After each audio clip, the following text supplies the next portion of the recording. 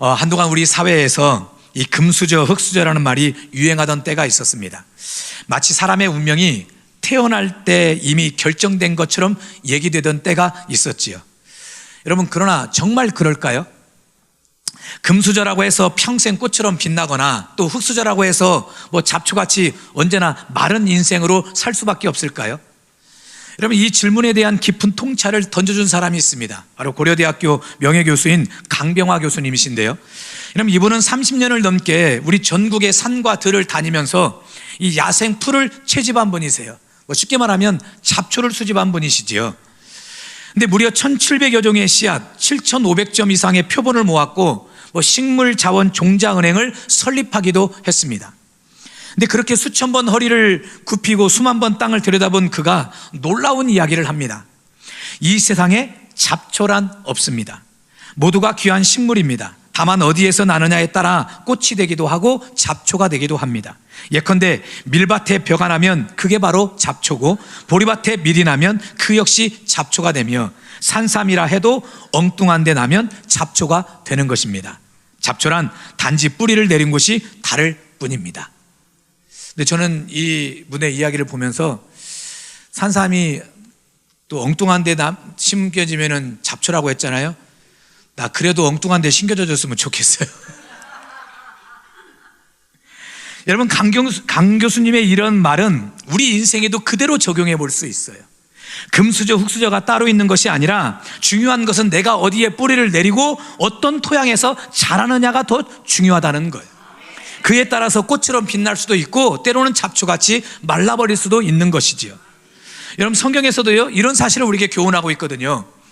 여러분, 구약 사사기 시대에 사사 입다라는 사람이 있습니다. 입다의 출신이 무엇이냐? 입다의 어머니는 기생이었어요. 입다는 기생의 아들로 태어났거든요. 여러분, 그 일로 인해서요 집에서 쫓겨났고 사람들에게 멸시와 천대를 받았습니다. 여러분, 왜 아니 그러겠습니까? 그의 어머니가 기생이었으니.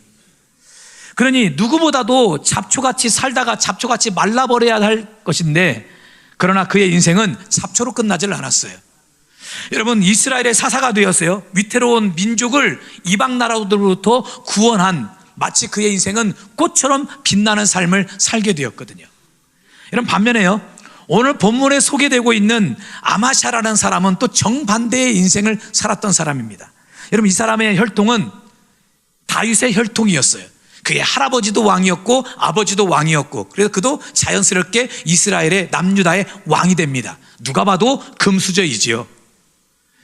또 왕이 되고 난 후에 그의 첫 행보도 대단히 훌륭했습니다. 자, 14장 3절 상반절만 한번 읽어볼게요. 아마샤가 여호와 보시기에 정직히 행하였으나. 자, 5절 말씀도 볼게요. 나라가 그의 손에 굳게 서매. 보세요, 처음에는 하나님 보시기에 옳은 일도 많이 행했습니다. 그로 인해 나라를 굳게 세웠어요. 6절 말씀에 보면은 6절에서는 율법을 온전히 지키기 위해서 정의를 실현하려고 하기도 했었고요, 또 7절에서는 에돔과의 전쟁에서 승리하기도 했습니다. 여러분, 이처럼 아마샤는 초기 통치 기간에 그의 삶이 참 꽃처럼 빛났어요. 형통했습니다. 승승장구했습니다. 그러나 시간이 지나면서 그의 인생이 잡초같이 말라버리고 말았던 거예요. 결국 이 아마샤가 아주 비참한 최후를 맞이하고 죽거든요. 여러분, 우리 인생도 그렇거든요. 누구는 좋은 환경에서 태어나 금수저라 불리고 누구는 어려운 환경에서 태어나 흙수저라 불립니다. 하지만 중요한 것은 출발점이 아니에요. 어디서 태어나느냐가 중요한 것이 아니라, 따라합시다, 어디에 뿌리를 내리느냐. 여러분, 내가 하나님의 말씀이라는 토양에 뿌리를 내리면 비록 척박한 환경에서 자랐다 할지라도, 또 시작했다 할지라도 꽃처럼 빛나게 될 줄 믿습니다.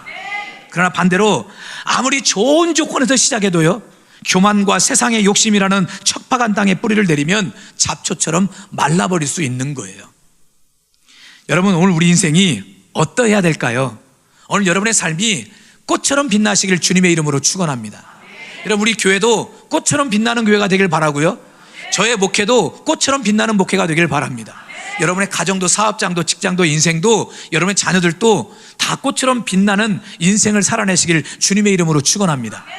그렇다면 우리가 어떻게 살아야 마지막까지 꽃처럼 빛나는 인생을 살 수 있느냐, 이것입니다. 여러분, 아마샤가 처음에는 꽃처럼 빛났지만 나중에는 잡초같이 말라버린 인생이 되고 말았다고 했지요.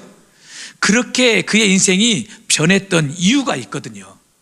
여러분, 그 이유를 살펴보면 오늘 우리들이 어떻게 사는 것이 꽃처럼 빛날 수 있는 것인가를 알 수가 있어요.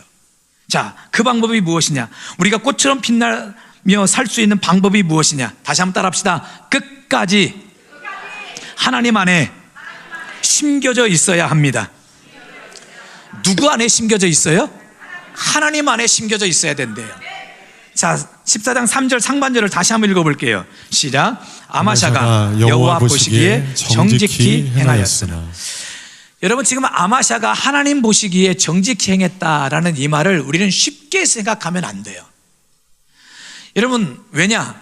아마샤는 육신적으로는 다윗의 혈통으로 태어났기 때문에 그가 왕이 되어서 육신적으로는 금수저가 맞지요. 그러나 영적으로는 누구보다도 흙수저 집안의 사람이었어요.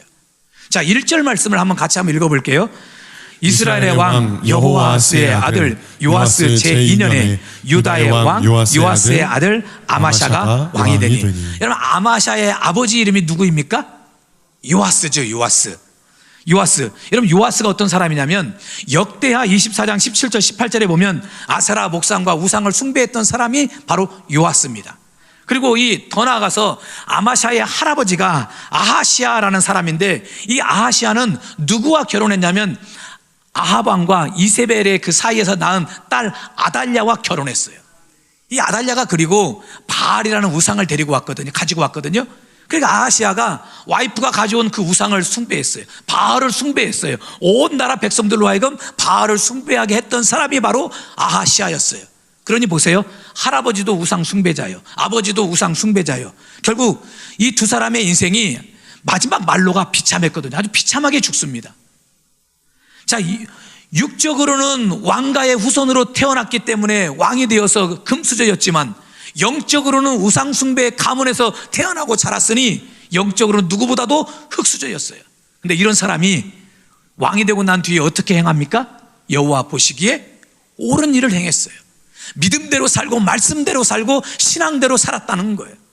다른 말로 하면 언제나 하나님 안에 거하는 삶을 살아냈어요. 자, 그랬을 때 나라가 어떻게 되었느냐? 5절을 다시 읽어볼게요. 나라가 그의 손에 굳게 서매. 여러분, 이처럼 아마샤가 하나님 안에 있을 때는 나라가 굳게 세워졌습니다. 그의 인생이 꽃처럼 빛났어요. 승승장구했습니다. 형통했습니다. 그런데 그랬던 그가 7절 에돔과의 전쟁 이후에 갑자기 몰락을 해버려요. 그렇게 몰락할 수밖에 없었던 결정적인 계기가 무엇이냐면, 오늘 본문에는 소개되어 있지 않습니다. 그러나 같은 내용을 다루고 있는 역대하 25장 14절에서 그 이유를 이렇게 말하고 있어요. 자, 14절 같이 한번 읽어볼게요. 아마샤가 에돔 사람들을 죽이고 돌아올 때에 세일 자손의 신들을 가져와서 자기의 신으로 세우고 그것들 앞에 경배하며 분향한지라. 여러분, 무슨 말입니까? 지금까지는 아마샤가 하나님 안에 거하며 살았어요. 믿음 안에 거하고 말씀 안에 거하며 주 안에 거하며 살았습니다. 그러나 이 에돔과의 전쟁 그 이후에 아마샤가 이제는 하나님의 품을 떠나 이방 신에게로 그의 위치가, 영적인 위치가 지금 옮겨갔다는 이야기예요. 이때부터 몰락하기 시작했어요. 여러분, 아마샤의 몰락은 그에게 능력이 없어서가 아닙니다. 아니면 그의 환경이 갑자기 변해서도 아니었어요. 바로 하나님의 품에서 벗어났기 때문에 그런 거예요. 여러분, 환경이 아무리 좋아도요, 아무리 좋은 능력과 재능을 가지고 있어도 하나님을 떠나는 그 순간 축복은 멈추게 되어 있어요. 왜냐하면 하나님이 모든 축복의 근원이시거든요. 할렐루야. 그러니 하나님을 떠나가면 남는 것이 뭐가 있겠습니까?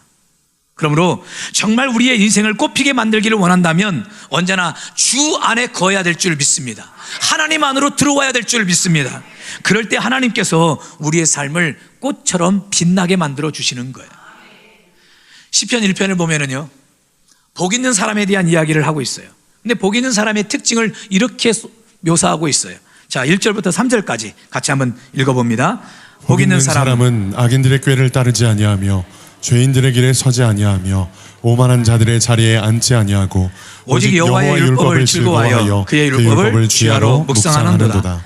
그는 시냇가에 심은 나무가 철을 따라 열매를 맺으며 그 잎사귀가 마르지 아니함 같으니 그가 하는 모든 일이 다 형통하리로다. 여러분, 복 있는 사람은 어떤 사람이냐? 하나님 안으로 들어와서 말씀을 따라 사는 사람이 복 있는 사람인데, 그 사람의 인생은 마치 시냇가에 심은 나무 같다는 거예요. 그래서 계절마다 열매를 맺고 잎사귀가 마르지 않고 그가 하는 모든 일이 다 형통하게 된다라고 말씀하고 있어요. 여러분, 킹 제임스 버전 영어 성경에서는요, 무슨 일을 하든지 형통하게 된다, 이 부분을 그가 무엇을 행하든지 다 번영하게 된다라고 번역하고 있어요. 여러분, 이것이 하나님 안에 거하는 자의 인생의 결과예요. 창세기 요셉을 보십시오. 요셉 성공한 인생 아닙니까? 요셉의 영향력이 얼마나 대단합니까?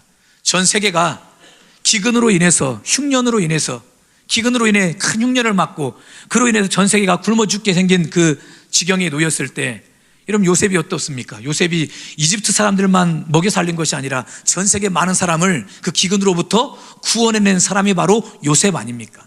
얼마나 대단한 인생을 살았던 사람입니까? 근데 이런 요셉의 성공 비결이 무엇 때문이냐? 자, 창세기 49장 22절 같이 한번 읽어볼게요. 요셉은 무성한 가지 곧 샘곁에 무성한 가지라. 그 가지가 담을 넘었도다. 요셉은 무성한 가지, 그것도 샘곁에 무성한 가지가 담을 넘었기에 이 그의 영향력을 말하는 것이 있거든요. 그러니까 얼마나 훌륭한 인생을 살았던 사람이에요. 꽃처럼 빛난 인생을 살았던 사람이지요. 그런데 그렇게 그가 꽃처럼 빛날 수 있었던 이유가 무엇 때문이냐? 바로 샘 곁에 심겨졌기 때문인 거예요. 즉, 하나님 안에 심겨졌기 때문에 그의 인생이 형통하게 빛날 수 있었던 거예요. 여러분, 우리가 잘 알듯이 요셉이라고 해서 처음부터 모든 게 다 형통했나요? 그렇진 않았거든요. 그는 구덩이에 빠지기도 했습니다. 노예로 팔려가기도 했어요. 심지어는 억울하게 누명을 뒤집어 쓰고 옥에 갇혀서 언제 죽을지 모르는 사형수가 됐던 때도 있었거든요. 근데 그랬던 그가 끝까지 하나님 안에 거하고 있었을 때, 주 안에 거하고 있었을 때, 그때 하나님은 그의 인생을 꽃처럼 빛나게 축복해 주신 거예요. 자, 이것을 24절에서는 이렇게 표현하고 있어요. 24절 말씀을 같이 한번 읽어볼게요. 요셉의 활은 도리어 굳세며 그의 팔은 힘이 있으니 이는 야곱의 전능자 이스라엘의 반석인 목자의 손을 힘입음이라. 야곱의 전능자, 이스라엘의 반석인 목자, 누구이십니까? 하나님이시지요. 요셉이 하나님의 손을 힘입었더니, 다시 말해 요셉이 언제나 주 안에 거했더니, 하나님 안에 거하며 살았더니 그 하나님 때문에 그의 인생이 꽃처럼 빛날 수가 있었다는 거예요. 그에게 무슨 형통의 능력이 있어서, 그에게 무슨 승리의 비결이 있어서? 아니에요. 요셉의 형통의 비결은 하나님께 있었어요. 꽃처럼 빛나는 그의 인생의 비결은 하나님의 능력에 있었어요. 그러므로 오늘 저 여러분 모두 마찬가지입니다. 언제나 주 안에 거하시길 바랍니다. 하나님 안에 거하시길 주님의 이름으로 축원합니다. 참된 성공의 비결은 환경도 아니고 자신의 능력도 아니에요. 내가 가진 소유도 아니고 지금껏 쌓아올린 명예와 출세도 아닙니다. 바로 하나님께 있어요. 그러므로 우리가 아무리 세상에 살더라도 하나님 안으로 들어오는 그 순간 우리의 인생이 변화가 되고 더 나아가서 놀라운 축복의 열매를 주렁주렁 맺게 될 줄 믿습니다. 현재 미국 캘리포니아 리버사이드에서 가장 큰 교회를 담임하고 계시는 목사님이 계세요. 그리고 이분이 지금 미국의 젊은 청년들에게 영적 대각성을 일으키고 계시는 그렉 로리 목사님이라는 분이 계십니다. 바로 저분이시거든요. 지금이야 이분이 하나님 앞에 귀하게 쓰임받고 있지만 이 어린 시절 이분의 삶은 형통하지 않았습니다. 이 목사님의 어머니가 알코올 중독자이셨거든요. 그리고 이분은 아버지가 7분이에요. 7분. 아버지가 7분. 대단하죠. 한 분의 아버지 모시고 사는 것도 때로는 버겁고 힘들 때 있잖아요. 근데 이분은 아버지가 7분이에요. 엄마가 재혼을 7번이나 했어요. 대단한 엄마지요. 능력이 대단하지요. 이 어린 시절 환경이 이렇게 불우하다 보니까 목사님 또한 방황하고 방탕의 시간을 보냅니다. 이분이요, 이 마약을 파는 마약 딜러들 했어요. 더 나가서 이제 우리말로 보면 이제 조직폭력, 그쪽에서는 이제 갱단, 이 갱단에 속해서 온갖 나쁜 짓을 다 하며 살았어요. 한마디로 잡초 같은 인생을 살았던 것이지요. 근데 이런 그가 변화된 계기가 있습니다. 고등학교를 다니는 어느 날 길 하나를 사이에 두고 나는 이쪽에 있고 또 저쪽에 저 길 건너편에서 이 고등학교 그 아이들, 학생들이 찬양을 부르고 있는 거예요. 그리고 찬양을 인도하던 인도자가 이 예수님에 대해서 복음을 전하고 구원 초청을 하는 것입니다. 근데 희한하게 그 구원 초청에 이 목사님의 마음이 끌려요. 그리고 길을 건너서 그 찬양하는 그 학생들에게로 다가가고 함께 찬양하고 함께 시간을 보내다가 그 자리에서 이분이 예수님을 영접하고 그 뒤로부터 옛 삶이 변화가 되기 시작합니다. 여러분, 예수님 밖에 살았던 자신이 이제 주님 안으로 들어오게 되었어요. 여러분, 그때부터 잡초 같았던 이분의 인생이 꽃처럼 빛나는 인생으로 변했거든요. 여러분, 그래 로리 목사님의 간증을 보면은요, 이분의 간증의 제목 가운데 이것이 있어요. Seven stepfathers and one true father in heaven. 무슨 말이냐? 나에게는 아버지가 7명이 있었다는 거예요. 그러나 나의 진정한 아버지는 한 분, 바로 하늘에 계시는 아버지라는 거예요. 이게 바로 이분의 간증이었어요. 여러분, 이것이 하나님 안에서 사는 자의 인생에 주어지는 은혜요, 축복인 줄 믿습니다. 과거 우리가 어떻게 살아왔던지 이건 중요하지 않습니다. 과거 내 경력이나 내 스펙이, 내 배경이 어떠한 것인가는 전혀 중요한 것이 아니에요. 이 순간 삶을 결단하고 내가 하나님 안으로 들어오는 그 순간부터 우리의 인생은 꽃처럼 빛나게 될 줄 믿습니다. 오늘 저와 여러분의 삶 속에 이와 같은 은혜와 축복이 임하시길 주님의 이름으로 축원합니다. 그래서 우리 예수님도 친히 우리에게 이렇게 말씀하고 계세요. 자, 요한복음 15장 4절 5절 같이 한번 읽어볼게요. 내 안에 거하라. 나도 너희 안에 거하리라. 가지가 포도나무에 붙어 있지 아니하면 스스로 열매를 맺을 수 없음 같이 너희도 내 안에 있지 아니하면 그러하리라. 나는 포도나무요 너희는 가지라. 그가 내 안에 내가 그 안에 거하면 사람이 열매를 많이 맺나니 나를 떠나서는 너희가 아무것도 할 수 없습니다. 누구 안에 거하래요? 주님 안에 거하라는 것이, 마치 포도나무 가지가 포도나무에 붙어 있듯이 주님 안에 거하면 열매를 많이 맺게 된다는 거예요. 그러나 반면에 주님을 떠나서는 우리가 아무것도 할 수 없다는 것입니다. 그러므로 끝까지 하나님 안에 거하시길 주의 이름으로 축원합니다. 주님 안에 거하며 사시길 바랍니다. 주님을 여러분의 인생의 왕으로, 주인으로 모시고 살아가십시오. 그런 여러분의 삶에 꽃처럼 빛나는 역사가 있길 주의 이름으로 축원합니다. 아멘. 나의 안에 거하라. 나의 안에 거하라. 나는 내 하나님이니 모든 환난 가운데 너를 지키는 자라. 두려워하지 말라. 내가 널 도와주리니 놀라지 말라. 내 손 잡아주리라. 다시 한번 고백합니다. 나의 안에 거하라. 나는 내 하나님이니 모든 환난 가운데 너를 지키는 자라. 두려워하지 말라. 내가 널 도와주리니 놀라지 말라. 내 손 잡아주리라. 내가 너를 지명하여 불렀나니 내가 너를 지명하여 불렀나니 너는 내 것이라. 내 것이라. 너의 하나님이라. 내가 너를 보배롭고 존귀하게 여기노라. 너를 사랑하는, 다시 한번 고백합니다. 내가 너를 지명하여 불렀나니 내가 너를 지명하여 불렀나니 너는 내 것이라. 내 것이라. 너의 하나님이라. 내가 너를 보배롭고 존귀하게 여기노라. 너를 사랑하는 내 여호와라. 할렐루야. 자, 그렇다면 이제 우리 삶의 적용적인 차원에서 우리가 어떻게 사는 것이 끝까지 하나님 안에 거하는 삶일까요? 그래서 우리의 인생이 꽃처럼 빛날 수 있을까요? 오늘 본문을 통해서 이 두 가지만 좀 말씀드리고 싶습니다. 첫째, 믿음의 뿌리를 깊이 내리는 것입니다. 여러분, 아마샤에게도요 믿음이 있었어요. 그랬기에 그가 하나님 보시기에 정직한 삶을 살았던 것이거든요. 자, 특히 6절 말씀을 우리 6절 같이 한번 읽어볼게요. 왕을 죽인 자의 자녀들은 죽이지 아니하였으니 이는 모세의 율법책에 기록된 대로 함이라. 곧 여호와께서 명령하여 이르시기를 자녀로 말미암아 아버지를 죽이지 말 것이요 아버지로 말미암아 자녀를 죽이지 말 것이라. 오직 사람마다 자기의 죄로 말미암아 죽을 것이니라 하셨더라. 여러분, 지금 이 말씀은 여러분 아마샤의 아버지 요아스가 이 반역에 의해서 죽거든요. 역적 모의를 통해서 죽어요. 여러분, 그래서 이 아마샤가 왕이 되고 난 뒤에 자기 아버지를 죽이는 이 역적들을 응징할 때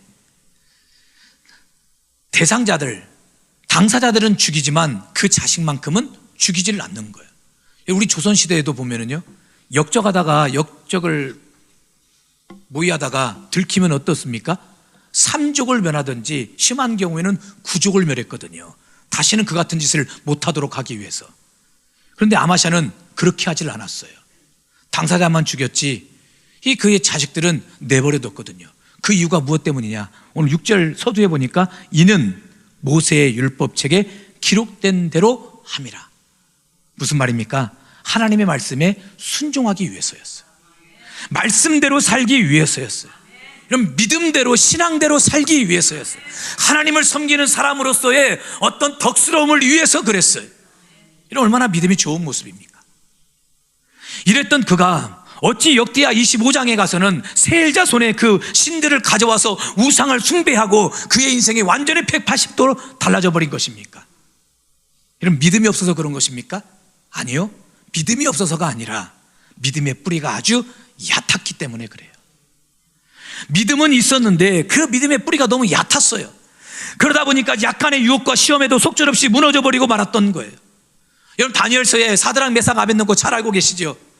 느부갓네살 왕이 자신의 모습을 금으로 만들어 놓고 그 금신상에 절하도록 했어요. 만약에 누구든지 그렇지 않으면 풀무불에 던져버린다 그랬죠. 그러나 사드락 메삭 아벳느고는 그 금신상에 절합니까? 절하질 않아요. 비록 내가 절하지 않는 것 때문에 이 풀무불에 들어간다 할지라도 절하질 않아요. 여러분, 이것은 믿음의 뿌리를 깊이 내린 거예요.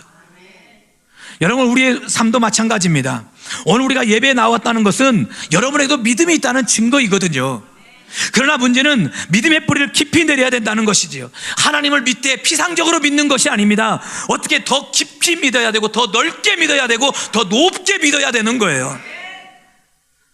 어떤 인생의 숱한 비바람에도 뽑히지 않을 만큼 더 깊은 단계까지 믿음의 뿌리를 깊이 내리는 거예요. 그러면 누구도 우리의 인생을 흔들 수가 없어요. 구약의 욥도 보십시오. 그의 인생에 얼마나 큰 시련의 바람과 고난의 바람이 불었습니까? 하루아침에 10자녀를 다 잃었지요. 재산 다 잃었지요. 가축 다 잃었지요. 심지어는 그의 몸에 악성 피부병이 들어가지고 이 몸이 썩어가는데 이 기와장으로 긁지 않고서는 그 고통을, 가려움을 견딜 수가 없었어요. 오죽하면 아내가 하나님을 저주하고 욕하고 죽으라고 했겠습니까? 그때 우리 욥이 어떻게 반응합니까? 자, 욥기 1장 21절 22절 같이 읽어볼게요. 이르되 내가 모태에서 알몸으로 나왔사온즉 또한 알몸이 그리로 돌아가올지라. 주신 이도 여호와시요 거두신 이도 여호와시오니 여호와의 이름이 찬송을 받으실지니이다 하고 이 모든 일에 욥이 범죄하지 아니하고 하나님을 향하여 원망하지 아니하니라. 이 모든 일에 욥이 범죄하지 아니하고 누구를 향하여? 하나님을 향하여 원망하지 아니하니라. 무슨 말입니까? 하나님을 향한 그 믿음의 뿌리가 아주 깊었다는 이야기예요. 이런 그의 인생에 욥기 42장에 보니까 갑절의 은혜와 축복이 주어지지 않습니까?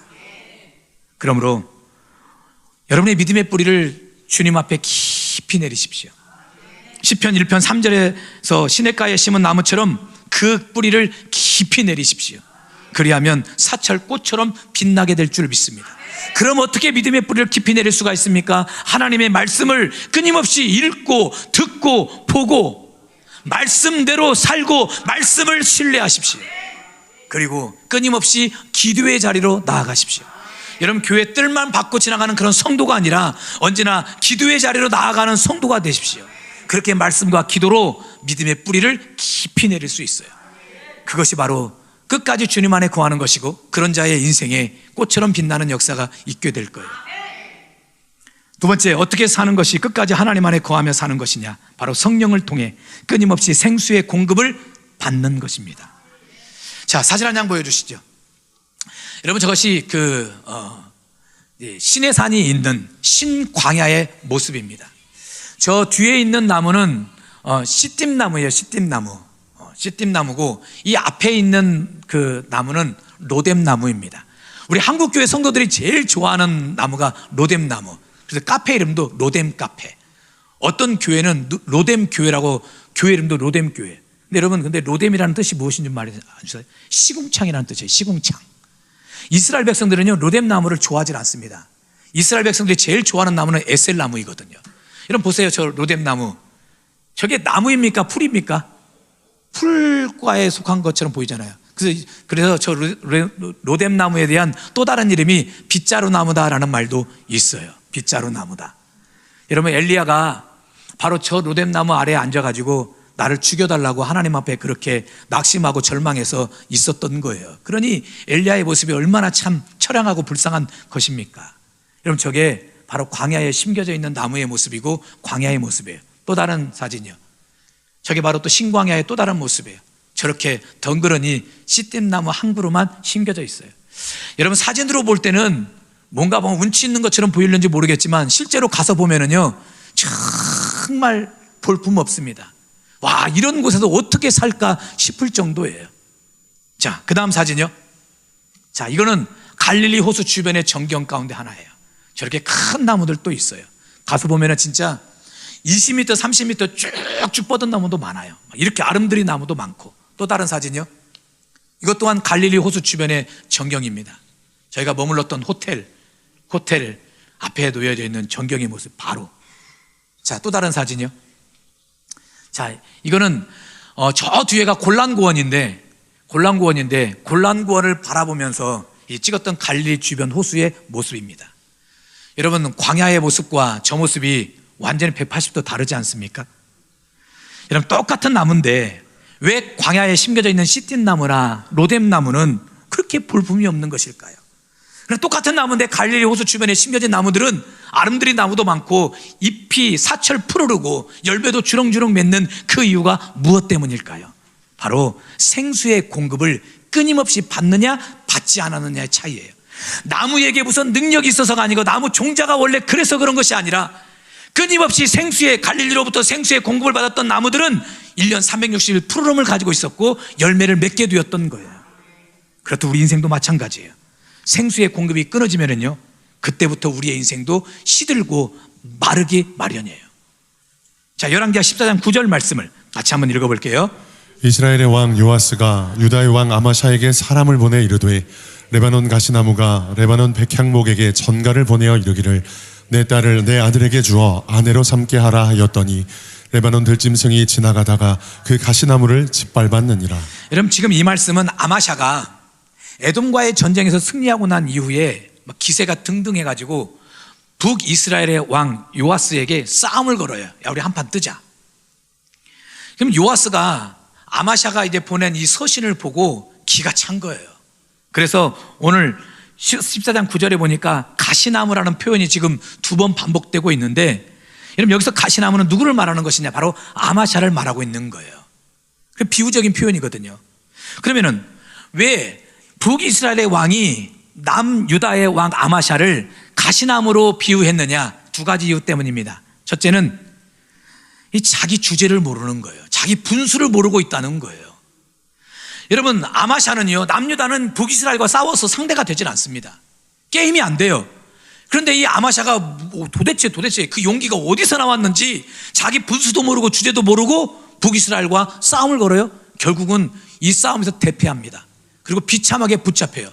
그리고 훗날 반역자들에 의해서 비참하게 죽고 말거든요. 또 한 가지 이유는 이 아마샤가 진짜 가시나무처럼 변해버렸기 때문에 그렇습니다. 찌르고 아프게 하고 난폭하게 변해버린 아마샤의 성격을 가시나무로 묘사하고 있는 거예요. 여러분, 언제는요, 보세요. 원수의 아들들까지는 다 죽이지 않고 다 품을 정도로 너그러웠던 사람이 이제는 어떻게 돼버립니까? 가시나무가 되어서 누군가를 콕콕 찔러대고 누군가의 상처를 주고 아픔을 주는 사람으로 이렇게 변해버렸어요. 그 이유가 어디 있었을까요?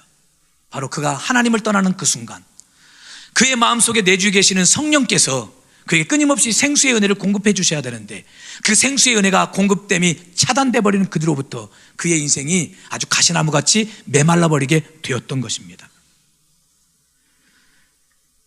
여러분, 오늘 우리의 삶도 마찬가지예요. 우리 안에 선한 것이 있습니까? 여러분의 마음엔 선한 것이 있어요? 여러분, 우리 안엔 선한 것이 없어요. 그러다 보니까 우리 본성 그대로 놔두면 우리는 끊임없이 누군가를 찌르고 아프게 하고 누군가에게 상처를 주고 살거든요. 여러분, 목사라고요? 목사도 그렇더라니까요. 그런데 이런 본성을 이겨낼 수 있는 힘이 어디에 있느냐? 바로 성령의 능력에 있어요. 성령님이 우리 마음을 가득 채우게 되면 성령의 은혜 안에서 성령의 능력 안에서 우리의 본성을 얼마든지 이기고 잠재우고 짓누를 수 있는 힘이 우리에게 공급되게 되어 있어요. 그러니 성령으로부터 끊임없이 우리가 그 생수의 능력을 공급받아야 돼요. 성령의 은혜를 공급받아야 돼요. 성령의 능력을 공급받아야 돼요. 그래야 우리가 끊임없이 주님 안에 거할 수 있고 그런 우리의 인생이 꽃처럼 빛날 수가 있는 것입니다. 성령을 통해서만, 성령의 은혜를 통해서만 우리의 마음에 기쁨이 넘치고 평안과 소망이 넘치게 되어 있어요. 미국의 크리스천 작가인 도로시 클라크 윌슨이라는 분이 쓰신 Take My Hands라는 책이 있어요. 우리나라 책으로는 당신의 날개로 나르리라 라고 이렇게 번역을 했는데요, 벌써 한 오래된 책입니다. 1980몇 년도에 써진 그 책인데요, 여러분, 이 책은 메리 버기스라는 인도 출신 의사분의 실화를 바탕으로 쓴 책입니다. 이 버기스는 유복한 집안에서 태어나서 순복하게 잘 자랐어요. 근데 그런 어느 날 불의의 사고로 두 다리를 잃어버립니다. 두 다리를 잃어요.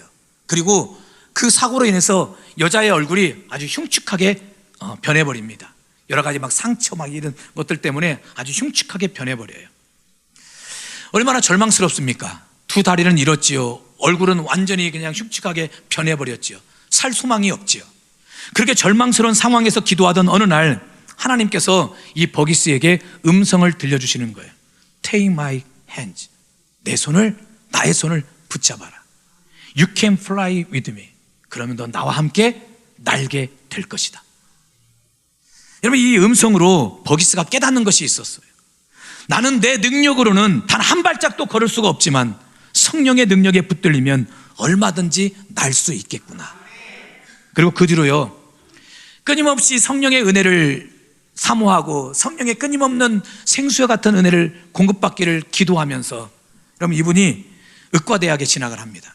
그리고 의사가 되어서요, 많은 사람에게 복음을 전하고 소망을 주다가 좀 오래 살았으면 좋은데 61세에 좀 짧은 생을 살고 이분이 돌아가시긴 해요.